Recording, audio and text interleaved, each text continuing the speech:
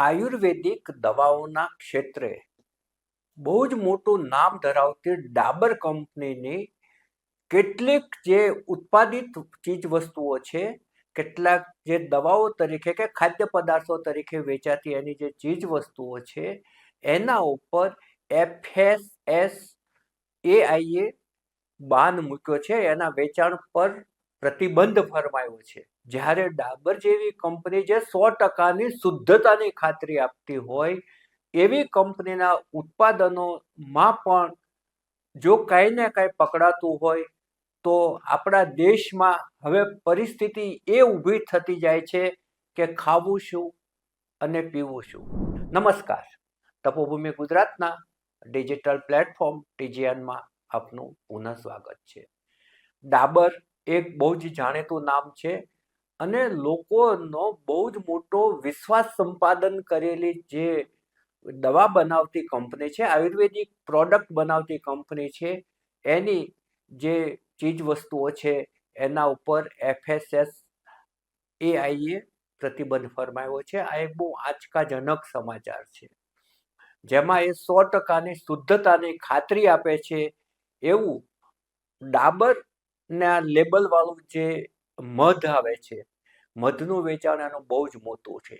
એટલે મધ, ગાયનું ઘી, એપલ વિનેગર, કોકોનટ ઓઇલ, તલનું તેલ, નાળિયેર પાણી, નાળિયેરનું દૂધ, આ તમામ જે એના ઉત્પાદનો છે એના વેચાણ પર પ્રતિબંધ ફરમાવવામાં આવ્યો છે. આ એક બહુ મોટી વાત છે કે આયુર્વેદિક દવામાં જેનું વિશ્વસનીય નામ છે એ કંપનીની ચીજ વસ્તુઓ સામે પ્રશ્નો ઊભા થાય અને આને 15 દિવસમાં જવાબ આપવા માટેની તાકીદ પણ કરવામાં આવી છે. જ્યારે 100% શુદ્ધતાની ખાતરી હોય, અત્યારે જે ઉત્પાદનો બજારની અંદર મળે છે એમાં 100% શુદ્ધતાની ખાતરી હોય, ઓર્ગેનિકના લેબલ મારેલા હોય, એ વસ્તુ ખરેખર ઓર્ગેનિક છે કે નહીં એ સવાલ છે. આજે ગાયના ઘીના નામે ઘણી બધી ભેળસેળવાળા ઘી વેચાય છે. એટલે આજે જે માર્કેટની અંદર જે ખાદ્ય પદાર્થો અને દવાઓના વેચાણમાં જે ભેળસેળ થાય છે કે ઉતરતી કક્ષાના પદાર્થો વેચવામાં આવે છે, એ જે વેપારીઓ છે એ એમની જે પૈસાની નાણાં કમાઈ લેવાની જે બીભત્સ ભૂખ છે એ માત્ર માનવ જાતના એ આરોપી જ નથી, એ લોકો માનવ જાતના દુશ્મન છે. આ લોકો સામે કડકમાં કડક પગલાં લેવા જોઈએ, પરંતુ આપણા દેશના કાયદા એટલા લૂજ છે કે છેડે જતા આ ઉત્પાદકો છે મોટા ભાગે છૂટી જાય છે. આજે આપણે ખાદ્ય પદાર્થોની વાત કરીએ તો સુરતની અંદરથી પનીર છે એ મોટા પ્રમાણમાં પકડાયું હતું કે જેની અંદર દૂધનું એક ટીપું પણ નહોતું. નહીં તો પનીર છે શેમાંથી બને? દૂધમાંથી બને. પણ એ સિવાયના પદાર્થો જ એમાં વપરાયેલા હતા એવું પનીર પકડાયું હતું, જેને વનસ્પતિ પનીર કહેવામાં આવે છે.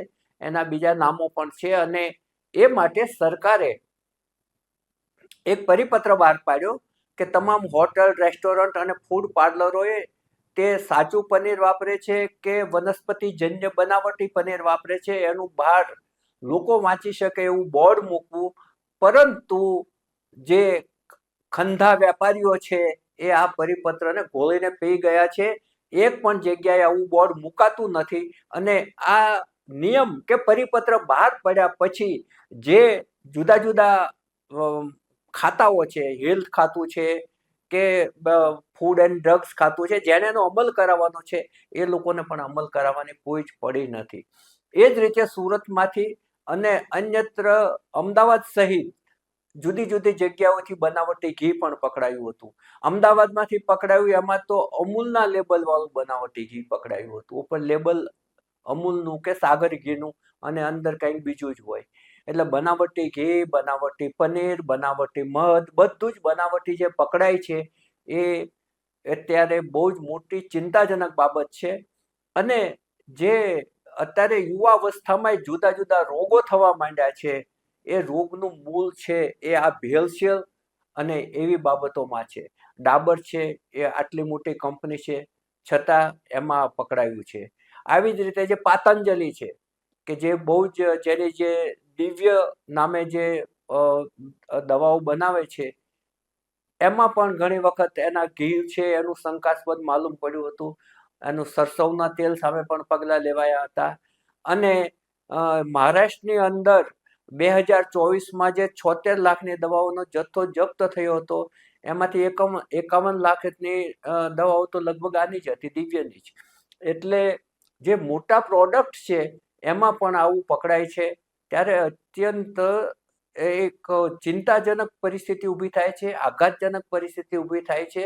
આશ્ચર્ય તો હવે રહ્યું જ નથી આમાં. બીજી વાત કરીએ, હમણાં જોન્સન સામે પણ પગલાં લેવાયા છે કે આ બધી જ જે વસ્તુઓની ભેળસેળ છે એ પ્રકારની ભેળસેળ છે કે એ કેન્સર પણ નોતરી શકે.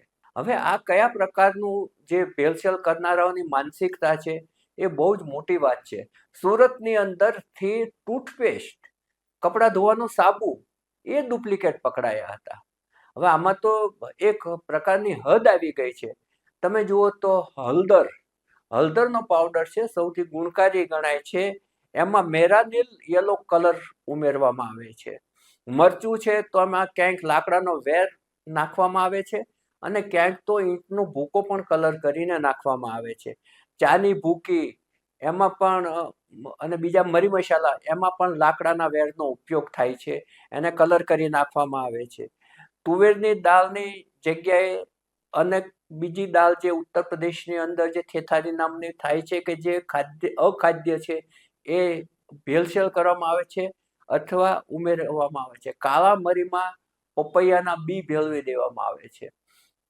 તમે કોઈ પણ અત્યારે સૌથી આપણે જે પૌષ્ટિક ગણીએ તો એ ફ્રૂટ્સ છે, ફળો છે, એમાં પણ એ જ હાલત છે. કોઈ પણ ફળ છે એ તમને કુદરતી રીતે પાકેલું મળતું નથી. કેરી હોય તો કાર્બોહાઈડ્રેટથી પકવેલું આવે છે. આજે કેળા છે, કેળા ગ્રીન કલરના એકદમ કાચા હોય છે. એ કોઈ પદાર્થ બ્લુ કલરનો હોય છે, પાણીમાં નાખીને એમાં બોળી અને બહાર લટકાવી દે છે તો એ 6 કલાકની અંદર એકદમ પીળા થઈ જાય છે. આજે કોઈ પણ ખાદ્ય પદાર્થો એવા નથી કે જેના ઉપર તમે વિશ્વાસ મૂકી શકો. એના પર એક તો જંતુનાશક દવાઓ છાંટેલી હોય છે, બીજું કેમિકલથી પકવેલા હોય છે કૃત્રિમ રીતે, ત્રીજું એના પર કલર ચડાવેલો હોય છે કે જેથી તમને સારું લાગે. આજે એપલ ઉપર છે એ વેક્સ લગાવવામાં આવતું હતું જેથી ચમકતું લાગે અને આપણને. એટલે અત્યારે જે ફ્રૂટ્સ જેને તમે સૌથી સારું તંદુરસ્તી આપનાર ગણો છો એમાં પણ ભેળસેળ અને પેસ્ટિસાઇડ્સ આવે છે. કોઈ પણ ચીજ વસ્તુ છે એ લેતા પહેલા 3 વખત ચેક કરવી પડે એવી હાલત થાય છે. ચોખાની અંદર પણ વચ્ચે આવ્યું હતું કે પ્લાસ્ટિકના ચોખા ભેળવી દેવામાં આવે છે કૃત્રિમ રીતે. અને જીરું વરિયાળીની અંદર ભેળસેળ થાય છે અને એવા પદાર્થો ભેળવવામાં આવે છે કે જે તમને જીરું ને વરિયાળી જ લાગે પરંતુ એ બીજું જ હોય છે કંઈ. વરિયાળી ઉપર કલર કરવામાં આવે છે, હમણાં જ ઊંઝામાંથી પકડાયું. એટલે ખાદ્ય પદાર્થો, મરી મસાલા, અનાજ બધા સામે પ્રશ્નો ઊભા થતા જાય છે અને ભેળસેળિયાઓ છે એ આમાંથી બંધ થવાનું નામ લેતા નથી. આજે તમે ફરસાણ અને મીઠાઈની વાત કરો તો જ્યારે તહેવારો આવશે ત્યારે અમદાવાદ મ્યુનિસિપલ કોર્પોરેશનનું હેલ્થ ખાતું દોડશે અને ફાફડા લેશે અને જલેબીના નમૂના લેશે અને ચટણીઓના નમૂના લેશે. બીજે દિવસે બધા પદાર્થો વેચાઈ જશે અને ખવાઈ જશે. ત્યારે મહિના પછી એનો રિપોર્ટ આવશે કે ભાઈ આ દુકાનના આ ફાફડા ખાવા જેવા નહોતા, કે જે લોકો ખાઈને બેઠા હોય છે. એટલે જે ચીજ વસ્તુઓના જે રિઝલ્ટ આવે છે એ પણ મોડા આવે છે. એ જ્યારે નમૂના લેવામાં આવે છે ત્યારે જ લોકો કહેતા હોય છે કે આને હપ્તો ઓછો પડ્યો છે અથવા તો દેખાવ ખાતર લેવામાં આવે છે. અનેક વખત તો નમૂના એ પ્રકારે લેવામાં આવે છે કે કોઈ કરિયાણાની દુકાનમાં જાય અને ખાદ્ય તેલનો નમૂનો લે અને વેપારી એમ કહે કે આ તોડેલો ડબ્બો નહીં, હું નવો તોડું છું, એમાંથી નમૂનો લો, તો એ કોમ્પ્રોમાઇઝ કરી લેતા હોય છે. બધું જ હપ્તા આધારિત ચાલે છે. આમાં કોઈને ઉપર દયાદાન કરતું નથી. આમાં છુપાવવા જેવું કાંઈ નથી, બધાને ખબર છે. આ ઓપન સિક્રેટ છે. એ રીતે સેમ્પલોમાં પણ ભેળસેળ થાય છે, સેમ્પલ લેવામાં પણ ચીટિંગ થાય છે. લેવા ખાતર જ લેવાય છે, કારણ કે જે સેમ્પલ લેવાય છે એમાંથી બહુ જ ઓછા સબસ્ટાન્ડર્ડ નીકળે છે કે અખાદ્ય નીકળે છે. બાકી લગભગ એક પણ ફૂડ પાર્લર, એક પણ હોટલ, રેસ્ટોરન્ટ એવા નથી હોતા કે બધી વસ્તુ ચોખ્ખી હોય કે બેક્ટેરિયા ફ્રી હોય. આજે તમે જુઓ તો જે ટમેટાનો સોસ છે, હવે જે ટમેટાનો સોસ સેન્ડવિચની લારી ઉપર વેચાતો હોય છે, હવે તો એ લોકોએ સોસ શબ્દ વાપરવાનો બંધ કરી દીધો, કારણ કે એમાં એ લોકો પકડાતા હતા. હવે એને ટમેટાની ચટણી કહે છે, એમાં હલકા અને સડેલા ટમેટા વપરાયેલા હોય છે. પરંતુ અત્યારે એ ચટણી કે સોસનું કોઈ ચેકિંગ થતું નથી. સેન્ડવિચની અંદર જે બટર નાખવામાં આવે છે, ચીઝ નાખવામાં આવે છે, એ દૂધમાંથી બનેલું છે કે વનસ્પતિજન્ય છે, એ ગ્રાહકને ખબર હોતી. તમામ ફૂડ પાર્લરો ઉપર એક બોર્ડ હોવું જોઈએ કે જેમાં એ ચોખ્ખું લખે કે અહીંયા વપરાતું બટર એ કયું બટર છે, અહીંયા વપરાતી ચીઝ એ કઈ ચીઝ છે, અહીંયા વપરાતું પનીર એ કયું પનીર છે, અહીંયા વપરાતું ઘી એ કયું ઘી છે, એ ચોખવટથી લખવું જોઈએ. કારણ કે ગ્રાહકનો એ જન્મસિદ્ધ અધિકાર છે કે પૈસા આપીને જે બાબત ખરીદે એની અંદર કયો પદાર્થ વપરાયેલો છે જાણવાનો એનો અધિકાર છે. છતાં પણ આવું કોઈ જ બોર્ડ કે એવી કોઈ વ્યવસ્થા હેલ્થ ખાતું કરાવી શકતું નથી. આ અંગે ભૂતકાળમાં એક નિયમ પણ બહાર પડ્યો હતો, પરંતુ એનું પાલન કોઈ કરાવી શકતું નથી. નિયમો બને છે, પાલનના નામે શૂન્ય છે. વચ્ચે એક નિયમ બહાર પાડ્યો હતો કે તમામ ફરસાણ ને મીઠાઈના જે વેપારીઓ હોય છે, એના જે સેલ્સમેન હોય છે, એને હાથમાં ગ્લોવ્સ પહેરવા અને માથે કેપ પહેરવી. કોઈ નથી પહેરતું. કોઈ હેલ્થ ખાતું કેમ તપાસ કરવા નથી જતું કે આ નિયમોનું પાલન થાય છે કે નથી થતું? માત્ર નિયમ બહાર પાડવાથી, કાગળ ઉપર નિયમ બહાર પાડવાથી, કાગળ ઉપર પરિપત્ર બહાર પાડવાથી એનું પરિણામ નથી આવવાનું, એ લોકો સમજતા હોય છે, પરંતુ અમલ કરાવવામાં ઝીરો છે. પછી જ્યારે બહુ દબાણ આવે ત્યારે કહેવામાં આવતું હોય છે કે અમારે ત્યાં માણસો ઓછા પડશે, માણસો પહોંચી વળતા નથી. આટલા મોટા મેગા સિટીમાંથી એટલા ઓછા નમૂનાઓ લેવાય છે, એમાંથી કેટલા ઓછા સબ સ્ટાન્ડર્ડ નીકળે છે અને કેટલા ઓછા અખાદ્ય નીકળે છે. એના આંકડાઓનું એનાલિસિસ કરો તો પણ ખ્યાલ આવે કે આમાં કોઈને કોઈ લેવલે, કોઈને કોઈ સ્તરે જગલરી ચાલે છે. એકનું એક જે તેલ છે એ વારંવાર ઉકાળવામાં આવે તો એમાંથી એક તત્વ એવું છૂટું પડે છે કે જે માણસને કેન્સર કરી શકે. આજે આ જ્યારે સંશોધન થયું ત્યારે અખબારોમાં હેડિંગ હતું કે સમોસા પણ કેન્સર કરી શકે. એકના એક તેલમાં સમોસું તળાતું હોય તો એ પણ કેન્સર કરી શકે. અને તેલ કેટલી વખત વપરાયું છે એ માપવા માટેના મીટર આવ્યા છે. અમદાવાદ મ્યુનિસિપલ કોર્પોરેશન એવી મીટર ખરીદ્યા પણ છે, પણ વર્ષમાં કેટલી વખત એનો ઉપયોગ થાય છે એનો હિસાબ ઉચ્ચ અધિકારીઓએ હેલ્થ ખાતાના નીચેના અધિકારીઓ પાસે માગવો જોઈએ.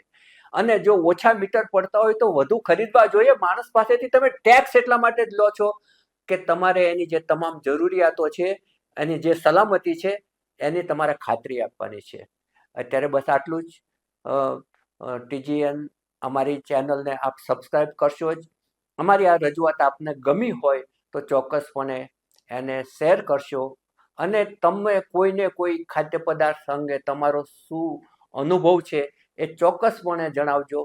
કારણ કે ઘણા બધા લોકોનો એવો અનુભવ હોય છે કે ગુલાબજાંબુનો જે ડબ્બો હોય છે એ ઘેર લઈને જાય, એના દીકરા કે દીકરીનો જન્મદિવસ હોય અને ડબ્બો તોડે ત્યારે ખબર પડે કે બગડી ગયેલા છે.